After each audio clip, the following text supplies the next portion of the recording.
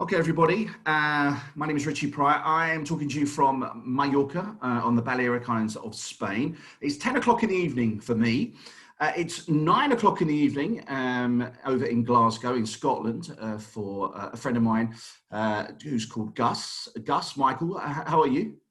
I'm very well, Richie. Thanks for having me this evening. No problem. And it's 4 o'clock in the afternoon in Miami, in Florida. And my good friend Jose Boza is over there. Jose, how are you? Good. Here in the United States. One more day to elections. Yes. There's obviously there's a reason to speak to you today. And then the lovely Charlotte Batchelor, who is my niece, who is in Melbourne in Australia, and it's 8 o'clock in the morning for you, Charlotte. You drew the straw, did you? Huh? I did. I haven't had my morning coffee yet, so if I say anything too off, it might be because of that.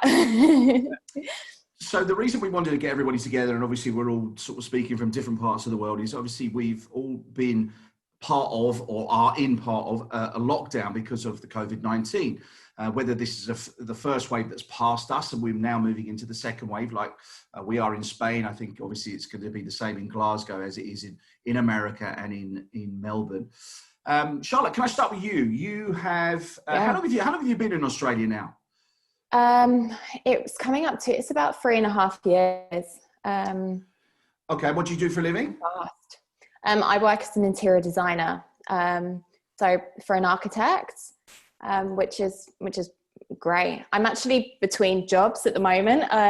I finish there on Friday, and I start at another interior designer's next week, which is very exciting. Risky time to be moving, obviously now. Of course. Now, you obviously, listen, you've taken a risk because you've moved away from the UK, of course. You know, you're from Bedford originally, and you decided 3.5 years ago that you're up sticks and you go all the way to Australia. Were you sponsored by somebody before you left? Yeah, so I was sponsored by the company, but I left last week. Okay. And yeah, they were great. They took me through the whole process, and it's just been from there that I've been able to stay, I suppose. Okay. Let's move away from Charlotte. Let's move to Jose. Jose, you are, you're a boss of your own company now. I met you 2006/7 when the show that I'm involved with, Pirates Adventure in Mallorca, went to Miami for 3 months, and Jose was our PR manager. And now Jose set up his own PR agency, social media, and digital marketing as well. And how long has that been going now, Jose? It's been great. I'm celebrating 9 years on my own. I have my own public relations company, as you said, in Miami. We represent clients not only in Florida, but throughout the United States also. But it's great. It's fantastic. A little challenging, nowadays with COVID. But as the slogan I've been telling my friends and my family, adjusting to the new world. So, just trekking along with a mask. Yeah. Now, Jose, originally from, you are from, I always get this wrong, so I'm not going to say it. Where are you from originally? Born and raised in Miami, born and raised in the United States of Miami, but my parents are Cuban. That's right. Okay. So there's a lot of implications when it comes to elections, when it comes to us. So. And a fluent Spanish speaker as well, of course. Yes. Right. Let's move to Glasgow. Sunny Glasgow. How are you, Gus? sunny Glasgow to ain't. It's dreary and drab here. It's very, very wet here in Glasgow. But for this time of the year, that's normal, really, right? That's pretty normal. Temperatures are hovering around about, I don't know, 4 degrees. Oh, so you're not in minus. Well, that's positive. You're in the positives. So Gus runs a community radio station up in Glasgow. He's also a DJ. He works out and about in the clubs and the bars. He did until COVID hit, of course. But you're still running the radio station, right, Gus? Still running the radio station. I'm the chairman of Pulse 98.4. I have been a DJ for 34 years, a long time. Played my last record this year on the 19th of March. Still up early in the morning. Someone's phone. So still up very early in the mornings, same as you, Richie. We do a breakfast show. I'm there Monday to Friday 7 o'clock till 10, so pretty much the same as what you do. Trying to keep it together, really. Yeah, I'm sure. I'm sure. So, Charlotte, listen, tell me about lockdown in Melbourne. It's been quite harsh there, hasn't it? Yeah, it has. So we were locked down for about 4 months under strict regulation. So that, well, it all started obviously back in February, March. That was the first lockdown. It got eased, and then when the cases started getting bad in Melbourne, we were locked down. It must have been in the middle of July, and that was, I think it was 110 days of strict regulation. So we had a 5-kilometer radius that we weren't allowed out of. There was a curfew, so you weren't allowed out your house between, say, I think it was 8 p.m. and 5 a.m. And then you could only leave your house for the 4 essential reasons. So for work, for caregiving, for supermarket shopping, and I've forgotten the last one, and exercise, of course. And that was for an hour a day. So so that was actually eased last week, 2 weeks ago, and shops and things have opened. So yesterday was actually the first time I went shopping since July. Went out for dinner on Friday for the first time since my birthday back in July. But it's worked. So I think I read yesterday that there was no new cases there was no new cases in Australia at all. Wow. I think yesterday or on the 1st. And Melbourne has had a running, I think 3 days. I don't know what it was like, what it's like today, but it's just had 3 days of no cases. So, you've basically now passed. You're sort of ahead of most other people right now. You had the first wave in February/March. Then you had it slightly lifted, and then it obviously came back again. It was quite severe. You went into a very, very hard lockdown, and now it seems to be that you're on the other side of that, and everything's starting to ease a bit now. It is. So we're still under restrictions. There's a thing called the Ring of Steel that goes around Melbourne at the moment. So you can't go out to regional Victoria. So it's 25 kilometers is the radius. But I think that's going to be eased on Sunday. Oh, what else is there? If you did go outside, are you fined, or what do you know what happens? Yes. So when the restrictions were very tight, if you were out during, so past the curfew, I'm not sure what the fines were, but they were quite high. We also actually have to wear masks all the time, so I can't leave the house without having a mask on unless I'm running, which has almost been it was a bit of a savior during lockdown. Or cycling, but even then I've had it sort of around my neck, so I can just pull it up when I go past people. But you can't go anywhere without your mask, and you will get fined. I think it's about $250.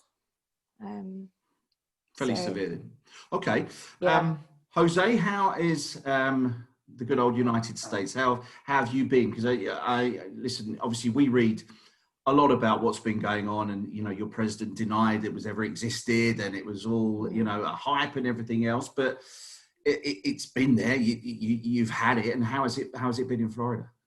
It is. I mean, United States is such a big country, and it's so many different states, so everybody has their own beliefs, their restrictions.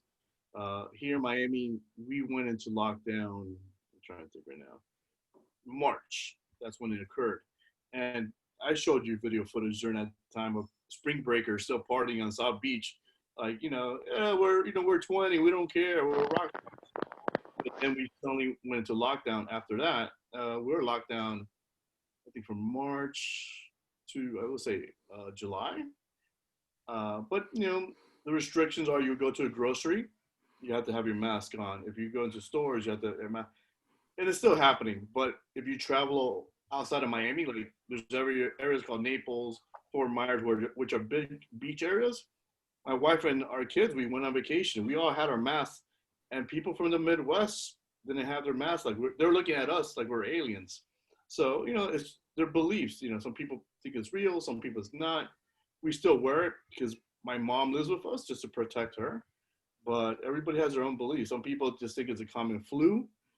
Some people think that the running joke is when we decide on our president tomorrow, it will suddenly go away.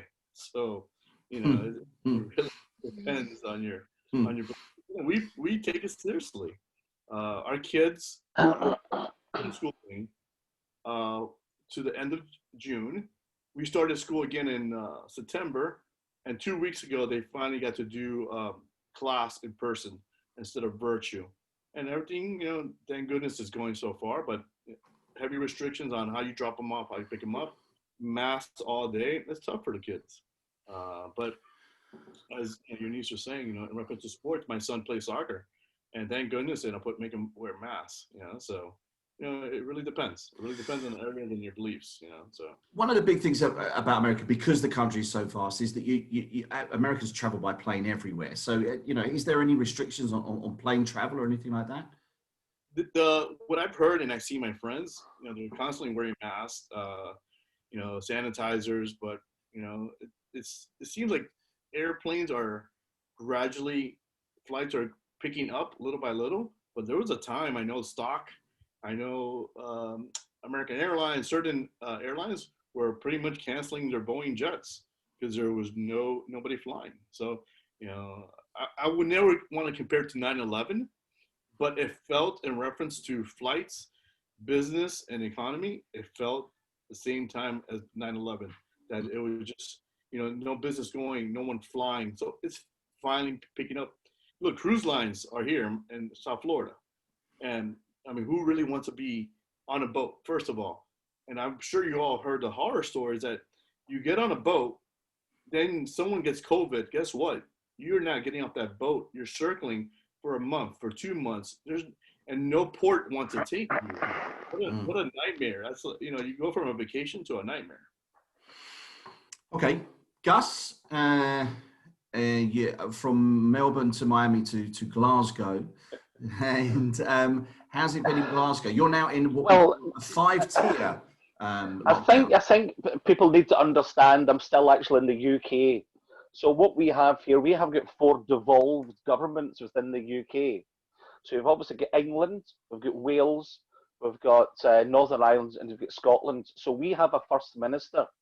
Okay, the only way to describe it is like you give a kid a bike with stabilizers, even though the kids can actually ride the bike. They just like to know that we're going to give you a wee bit of power, but not that much power. That's the only way to describe what we have in Scotland. We have a First Minister who makes their own decisions within Scotland, but all our money and their furlough and everything all comes from Westminster. That comes here. We went into lockdown on the 23rd of March here in Scotland. As I say, I played my last tune on the 19th of March in a club. We have been pretty much, starting. Education has went back. My missus works in education, so she's actually went back, which has been a good thing for her as well. All that started. See, our term times are different in the UK compared to England and Northern Ireland and Wales. We just have to do everything differently because we're so cold here. That's the reason. So our schools went back in August, where a lot of the English schools went back in September. So we're kind of ahead a little bit of England. So we have what was introduced in England had 3 tiers. We've just now introduced 4 tiers. So 0 is pretty much normal life. There's no region within Scotland is on 0. Then you have 1, which is happening right now, which is the Western Isles, the Highlands of Scotland. Dumfries and Galloway are on 1. Then you have number 2. So these tiers basically mean that you can go out, you can go to a bar, you have to wear a face covering within a bar or a restaurant, but it closes at 10:30 at night. So you can buy alcohol. Pretty much the same as tier 2. Tier 2 You have to wear a face covering within a bar or a restaurant. You don't have to wear face coverings outside. You must wear a face covering if you're in a supermarket or a shop or a local shop or whatever. So they're in tier 2. The bars, restaurants, they're open till 8 o'clock at night. Where I'm in Glasgow, we're the central belt, which pretty much has most of the population of Scotland.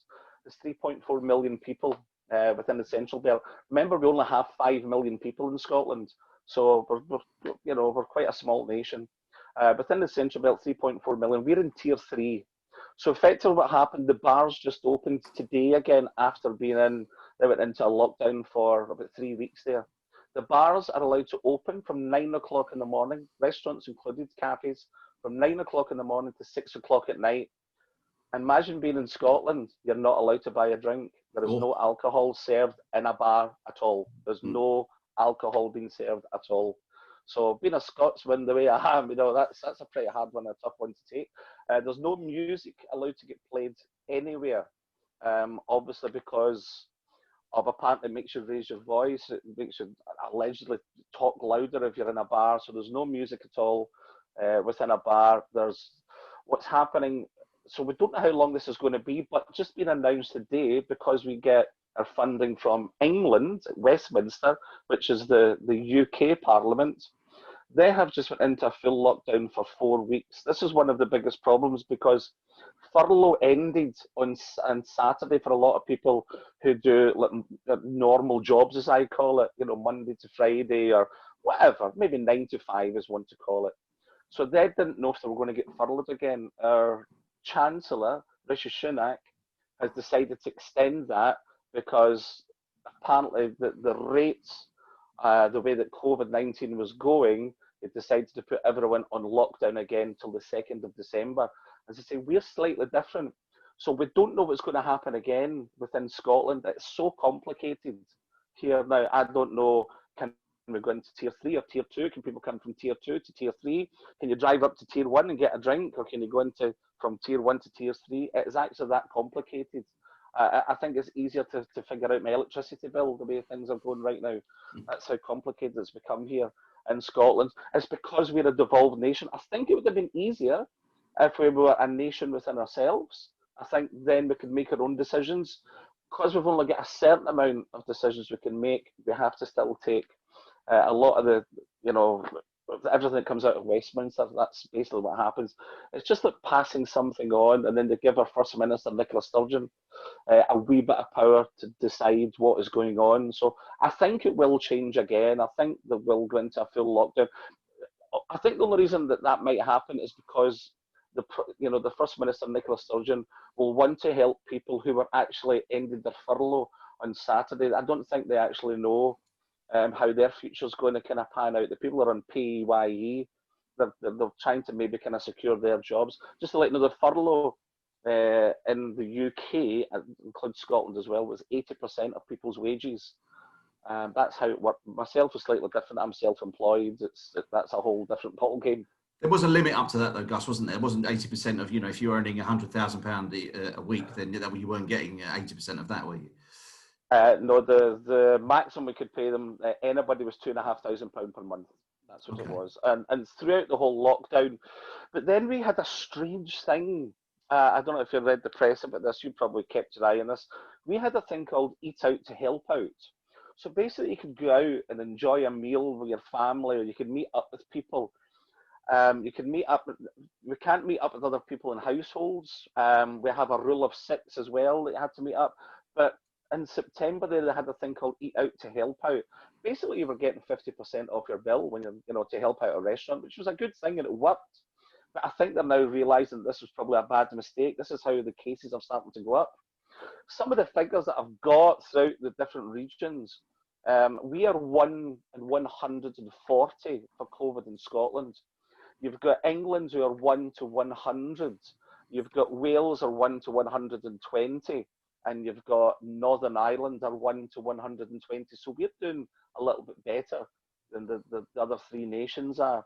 So our First Minister's trying to, I do believe now, for the first time since 1800, The English can't come to Scotland, and we can't go to England now. I think there's been a travel ban.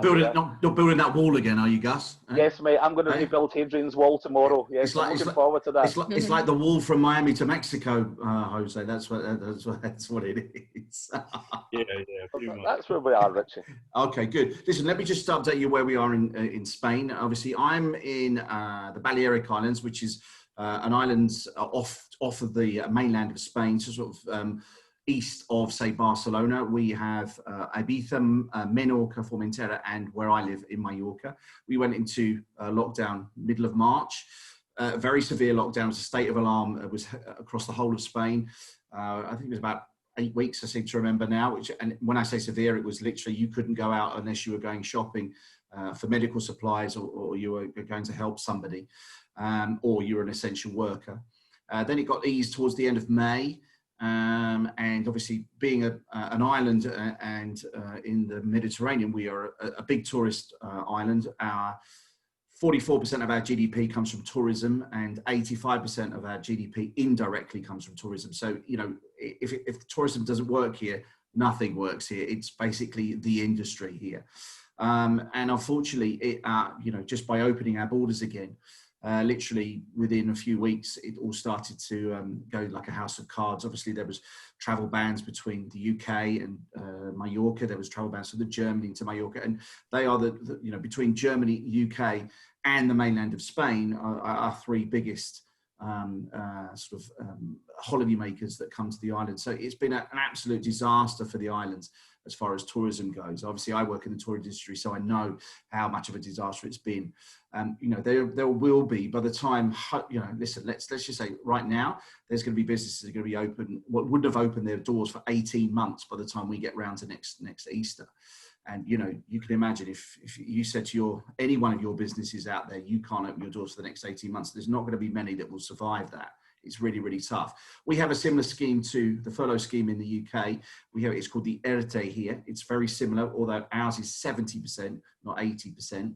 And obviously there are certain things that you have to be able to do to entitle yourself to get that money. But it's going to be a really, really tough winter here for a lot of people because of the way that, you know, it's worked out from a point of view of a summer season. I just wanted to ask, actually, Charlotte, was there like a furlough type scheme in Australia?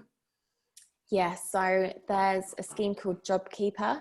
I don't know how much percentage-wise it entails, but it's capped a lot. But while you were on lockdown, were you able to carry on working? Were you working from home? Yeah, so I've been working from home. Okay. So yeah, using Zoom, using Microsoft Teams.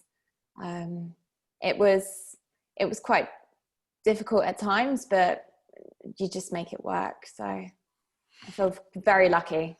Okay, and Jose, in the States, were you on any sort of scheme for jobs and stuff like that? Yeah, there were two different schemes. One for business called PPPE.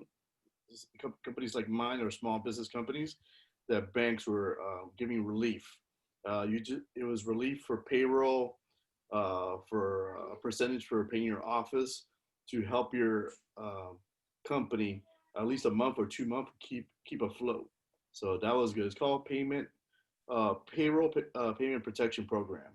So that was one of the programs, and also for individuals who were not owners, the unemployment is still paying at this moment. I believe in New York, it ends at the end of December in reference to unemployment. And that's, I think, an average of $500 a week they're getting in reference to unemployment. So depending where you live, it might be coming to an end. So that's why everybody's looking at the elections so closely, because there was supposed to be another relief bill signed. And of course, our elections are tomorrow, and everybody's held off from signing that bill, which is pretty sad and pathetic. When everybody was talking about COVID coming together, now it's become a political thing in the U.S. that, you know, that people are using COVID to their advantage, which is pretty sad. But yeah, there was a big stimulus bill that has been halted due to the elections happening tomorrow.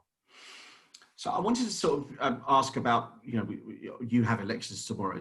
Let's go to Charlotte for this one first. Charlotte, in Australia, how has the Australians seen the Australian government sort of dealing with this? Are they happy? Is it, you know, listen, nobody's going to be happy to go into lockdown, but you know, the situation that it is, you know, has the Australian government come out of this well, or not? It's really been a mixed bag of reviews, and I personally think that we've done the right thing because of the fact that we've got cases as low as they are now.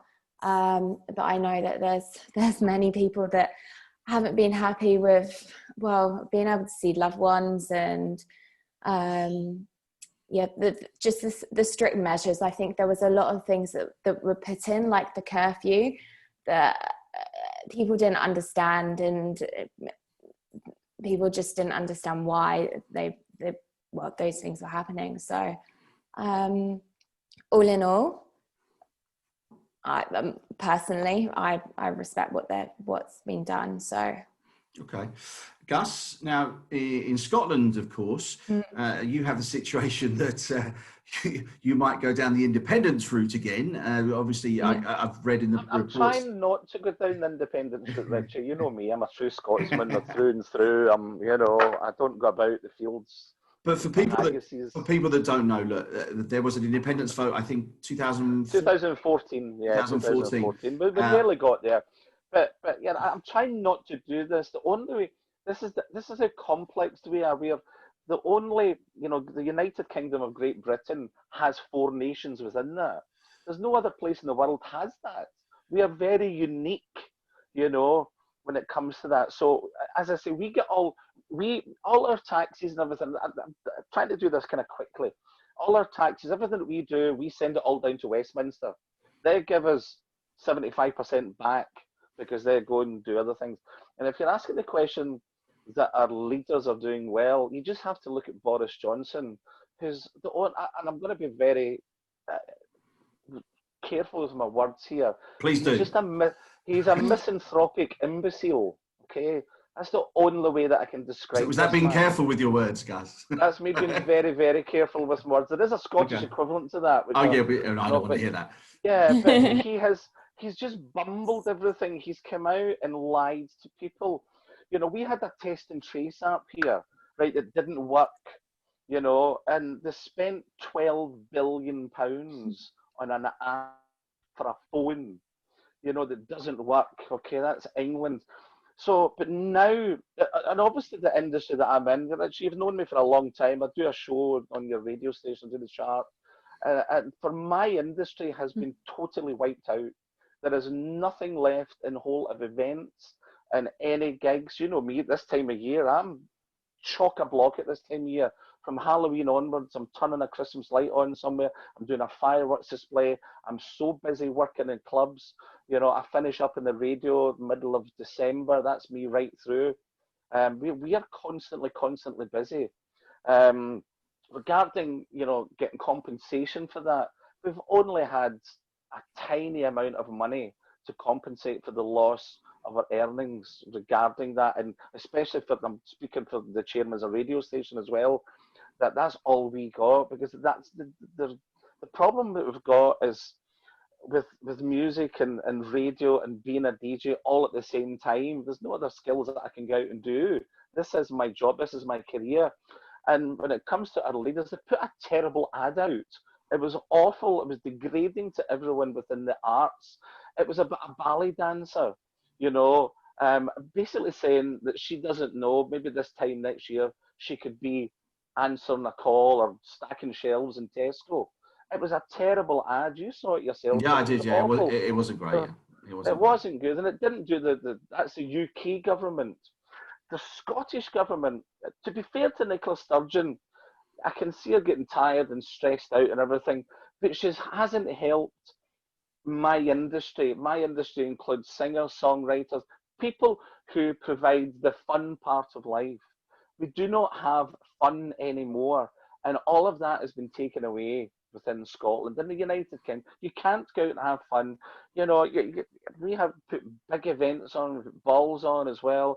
A charity that I'm very close to, they have lost hundreds and hundreds of thousands of pounds because there are no events. The whole hospitality industry is gone. The DJs that I know, very good friends of mine, you know, for DJing for 30 years, you know, they're now no disrespect to van drivers, but these guys are talented. That's what they're doing for 90 pence a drop. You know, that's the kind of stuff that people are having to resort to. I'm in quite a lucky position. I have I've got the radio station. But what I'm finding now, especially with the radio, is people who want to market their company or advertise with the radio, they don't have the marketing money or the spend that they used to have to market or advertise with the radio station. Because I'm finding a lot of these companies are starting to struggle, or if not, they're going to the wall. That's what's happening here now. It's becoming very scary for a lot of people. As I say, we're all in these tiers. We don't know what's going to happen. Two good friends of mine, and Richie's been in a couple of them. They've actually shut their nightclubs till April of next year. They've just decided not to open their doors. That's really that. So that's what I'm thinking about going back DJing properly again. I know it's been tough, particularly for the hospitality entertainment industry, and I'm in it, of course. So I know. Jose, your social media marketing, PR, where are you now? Right now, is it tough out there?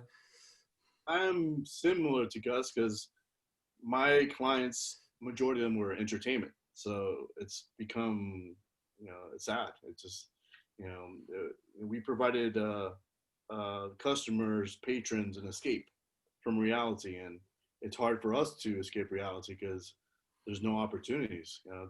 Here in Miami, just an example, Adrian Art Center is finally opening up to the masses, that they're doing street performances, just similar to old school performances, but their theaters were closed all the way since March. Those plays, I heard in New York, there's no Broadway this fall, so it's difficult. I mean, majority of my clients were entertainment.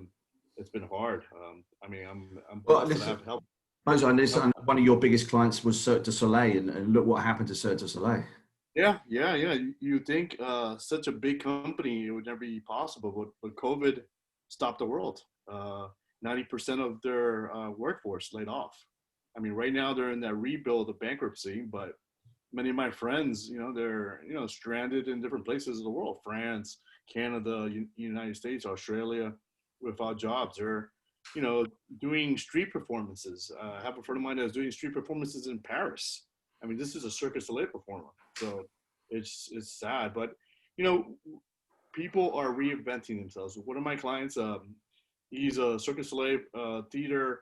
He created a drive-through haunted attraction that people, is COVID safe. You stay in your car, 7 different themes of haunted houses, performers, music. And you know what? People who visited were saying thank you to the entertainers because they've been stuck in their houses for so long without any live entertainment. So I see a lot of people adjusting, providing new things, and then some other people not. I heard last night in Bronx, in the Queens, they were doing Halloween parties for 500 people with no mask, no social distancing. So when you think we're moving forward, we're moving back, and it's unfortunately that's how it is. But yeah, entertainment, I don't see it regrouping into 2021, and it's going to be a lot of restrictions on what's possible, what's not possible. So with regards to you and your government, Jose, obviously it's election day tomorrow. Is this election going to stand on what's happened with COVID, do you think, or is it going to go deeper than that? I mean, the way it's really depending on what party you are. You know how it is. If your favorite team is Arsenal or your favorite team is Tottenham, it's the same thing with Republicans and Democrats. They both think they're going to win tomorrow. But I truly believe COVID has shifted a lot of what Trump was in favor. He probably in the polls, he was heavily, favored on both sides. Our economy was doing great before COVID, and now it's not. So people are looking at him as a leader. The Republican side, the hardcore ones, don't see any problems, but people in the middle do see a problem. So we'll see tomorrow. I talked to my friends that are hardcore Democrats. I think Trump is done. And then my friends are hardcore Republicans. There's no way. This is just like 2016. And if you don't know the history, 2016, Hillary was favored everywhere in the polls. So that's why people are scared of polls nowadays. But Hillary was supposed to be Trump, and guess what happened? So there's that little concern by the Democrats that is this 2016 again that Biden is favored and he's going to win? But I truly believe COVID has changed everything completely. If COVID wasn't around, I would say Trump would win easily. Our economy was good. Love him or hate him, as Gus was saying about over there, Trump is similar. He's very verbose. He does things. I mean, he got COVID like a month ago, and then a couple of days after he comes out, he's with his Secret Service and without a mask. So he does things differently. But COVID changed the platform. We'll see tomorrow. Tune in. U.S. might have a new president or not. So we'll see. What sort of time we're going to find out? Yeah, I mean, obviously, because you are where we are in Spain, you're 6 hours behind us, so it probably won't be till late, sort of Tuesday night into Wednesday morning, right? Before you listen to Trump. He's saying that tomorrow night by midnight, you'll know he'll win. But the problem is, we have mail ballots, which I did, early voting, which my wife did. And there's still votes being counted to tomorrow night. So depending on the state, the precinct, and the switches, I don't believe there'll be a winner tomorrow night. It'll be a couple of days. But my concern, and my biggest concern, if it is a close election, there's going to be problems. There's going to be problems because Trump will not go easily. It's just how it is. He's already lawyered up. He's already thrown little hints, and in the windows out there that, about civil war, about this, about that. So it's kind of scary to be in the U.S., in reference to that. But if Biden has a big enough lead, he can't say much. So we'll see tomorrow. Good. So listen, just so you know, here in Spain, we have a coalition government. Now, coalition governments, if you know them, they don't really work because everybody's in it for themselves. So we've had a coalition government in for, I don't know, it's getting on, it's got a long time. And the problem is that, as I say, you never get anything voted in or out because everybody wants this, everybody wants that. I'll do a deal with you if you vote for me. It's terrible. And that has been a problem here, particularly to try and get the state of alarm lifted, to try and get the state of alarm put back in again. What you can do, we have regional governments as well who have been given the power this time to make decisions on our behalf. Because we all thought that obviously in the Balearics, when this first happened, the biggest problem of COVID was in Madrid and Catalonia. And here it was pretty, a non-event, really, if the truth be known. It's actually been worse now, the second time around. It was the first time around. And we're not in such a heavy lockdown as we were before. So it's tough. This has been tough for all of us. I don't think there is many countries around the world that we can actually point to and go, they got it right. They did it, because even if they got it wrong the first time, they might have got it right the second time. And likewise, if they got it right the first time, they're getting it wrong the second time. There isn't many countries around the world we can all point to, I think, and go, oh, we should have done it like that. And So listen, I wanted to end now because, believe it or not, 45 minutes has passed so rapidly because we've had a good old chat. So just let's leave on a positive note for everybody. Something that, have a quick think about, something that you can look forward to, obviously, in your own countries, of course, and give hope to people out there because, it's been tough for everybody. And there's going to be plenty of fallout after this. And I think more than just COVID, there's going to be mental health problems. There's going to be people that haven't had, diagnosis of cancer treatments. And that's happening all over the world. That's not just happening where I'm living. I know that's happening all over the world. But, I always we're coming up to Christmas. Nobody wants a Christmas in a lockdown, do they really? Nobody wants a Christmas under curfew. We all want to see our family. If we can, Charlotte, we desperately want to see our family. We don't know if we can.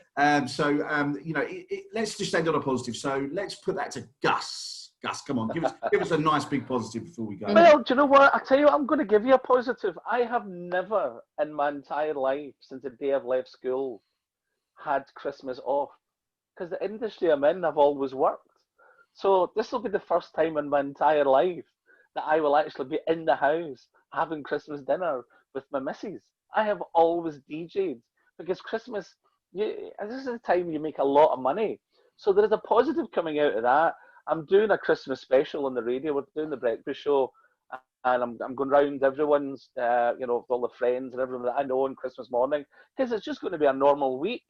As I say, I normally finish up. So the positive for me for the first time since the day I left school, 16, I will be having Christmas dinner in the house on Christmas Day. So that's got to be a positive, hasn't it? That's something good. That is, Gus. That's a good way to end. Charlotte, let's put that to you.